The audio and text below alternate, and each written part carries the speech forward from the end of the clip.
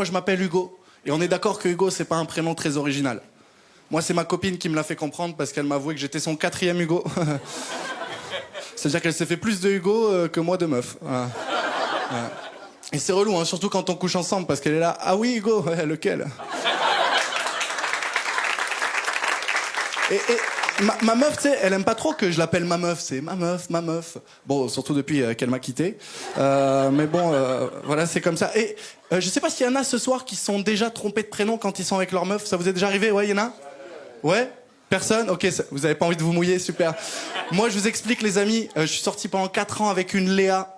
Quand elle m'a quitté, je me suis mis avec une Léna. Je l'ai appelée bébé. Hein. Ouais. Je l'ai appelée bébé. Et tu sais, elle me disait, mais on se connaît que depuis 2 semaines. Je fais, ouais, mais moi, je m'emballe beaucoup, tu sais, je m'emballe beaucoup. Mon amour. Et tu sais, je trouve que les prénoms, aujourd'hui, ça devient n'importe quoi. Moi, j'adore les enfants. Je suis animateur de colonies de vacances et j'ai eu une clitorine. C'est horrible, clitorine. Parce que moi, du coup, la première fois de ma vie où j'ai dit, bah alors, clito, on est trempé. C'était à la piscine. Et moi, je sais pas si ça s'entend, mais je viens du sud de la France, ouais. Je viens du sud de la France. Et j'ai remarqué un truc récemment en arrivant sur Paris, c'est que dans les grandes villes et à la campagne, pour 2 situations similaires, on dit pas les mêmes choses. Par exemple, dans une ville comme Bruxelles, vous êtes en réunion, mesdames, et il y a un collègue un peu relou qui vient et qui vous met une main au cul. On dit que c'est une agression sexuelle.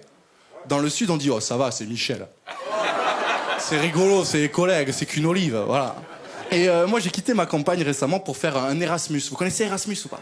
Ouais, vous connaissez tous. Alors, pour ceux qui connaissent pas Erasmus, c'est simple. C'est une année où t'es payé pour faire la fête, manger et baiser. Tout ça financé par l'Union européenne.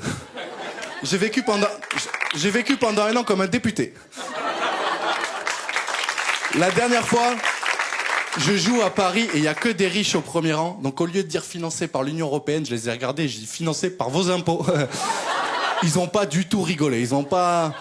Et moi, ce qui m'a le plus choqué à l'étranger, c'est les clichés qu'avaient les autres pays sur les Français. Par exemple, vous savez ce qu'ils disent sur nous en Amérique du Sud ou pas?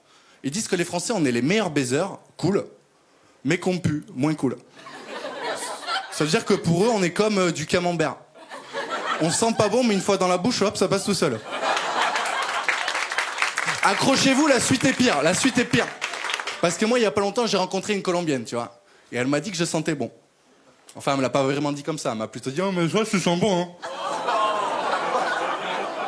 Je vous avais dit qu'elle était pire, celle-là. Et je vais vous quitter sur un petit truc. Moi, je trouve que dans la vie, on se prend trop la tête sexuellement. Je trouve qu'on se prend trop la tête. Parce que tu vois, à longueur de journée, moi, j'entends mes potes qui me disent, oui, Hugo, les femmes, elles aiment ci, les femmes, elles aiment ça. Alors qu'on est d'accord, d'une personne à l'autre, on n'aime pas la même chose. Il y en a qui aiment que le sexe soit fait fort, d'autres que ce soit fait plus doucement. Moi, mon ex, elle aimait quand c'était fait par Marc, son coach sportif. Merci le tarmac, c'était tout pour moi, merci.